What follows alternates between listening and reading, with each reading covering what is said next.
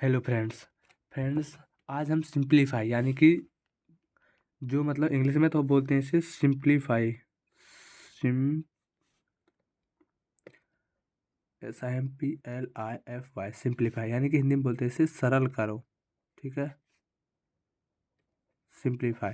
ठीक है, मतलब जो सिंप्लीफाई होते हैं मतलब उसको सरल करना होता है ना। इसके क्वेश्चन बताता हूँ मैं पहले आपको, उसके बाद में इसका एक रूल भी बताऊंगा। ठीक है, जैसे यहाँ पे लिखा हुआ है 18 + 2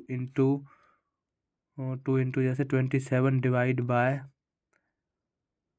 9 - 2। ठीक है, जैसे ये लिखा हुआ है, अब इसे सरल करना है।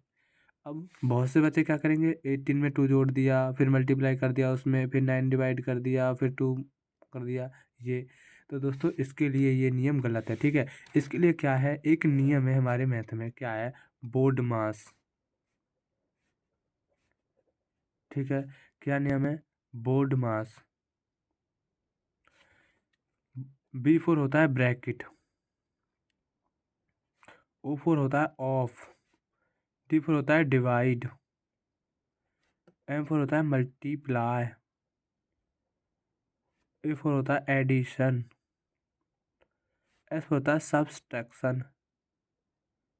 ठीक है, यानी कि ये प्रोपर्टी है, यानी कि अगर मेरे क्वेश्चन में ब्रैकेट है तो सबसे पहले क्या होगा, ब्रैकेट सॉल्व होगा। ठीक है, अगर ऑफ है, कुछ क्वेश्चनों में आपके मैथ में लिखे होंगे ऑफ भी लिखा होगा, तो उसके बाद में ब्रैकेट के बाद में ऑफ को सॉल्व करेंगे।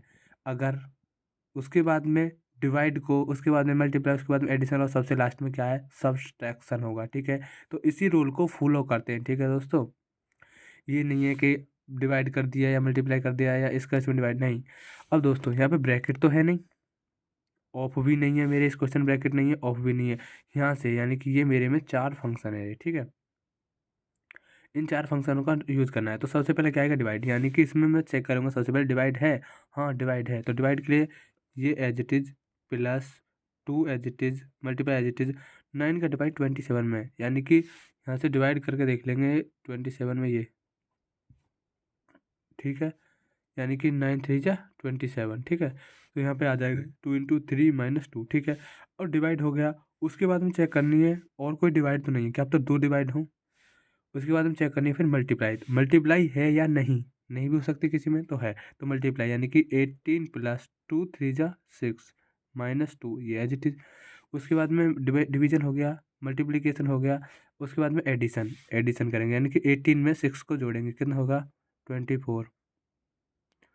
ठीक है, -2। ठीक है, अब तो माइनस है ही, और वैसे भी ये सब्सट्रैक्शन वाला रूल लास्ट में लगता है। ठीक है, तो ये कितना हो गया, 22।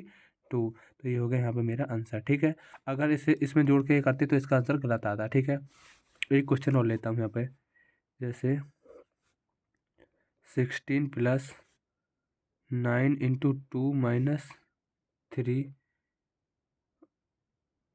3 मल्टीप्लाई 7 + 16 डिवाइड 8, जैसे लिखा हुआ है। ठीक है, अब इस क्वेश्चन को सॉल्व करना है।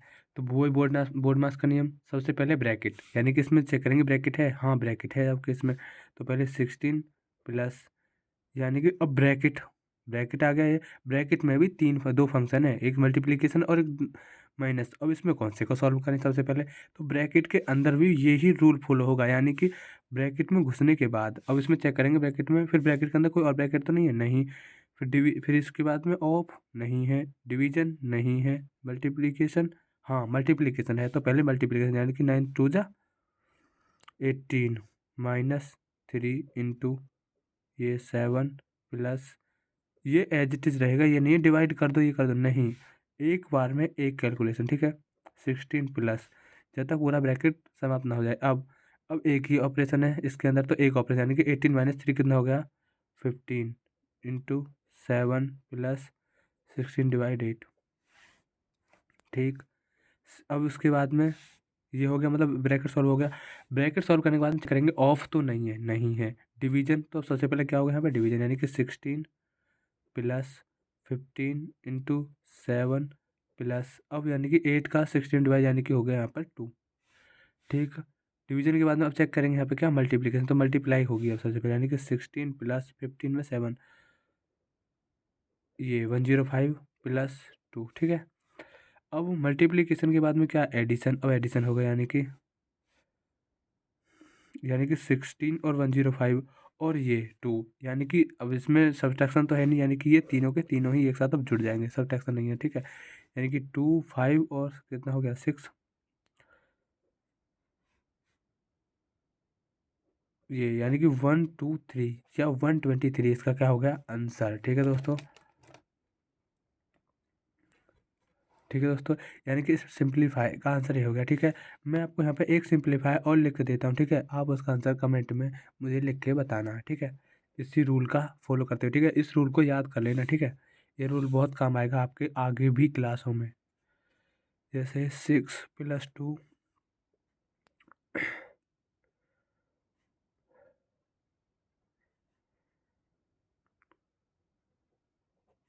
ठीक है।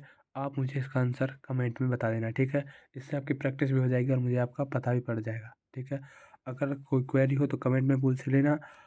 अगर वीडियो अच्छी लगी हो तो चैनल को सब्सक्राइब कर लेना इसी प्रकार की वीडियोज़ के लिए, और मेरी वीडियो को लाइक कर देना। मिलते हैं नेक्स्ट वीडियो में। Thank you very much.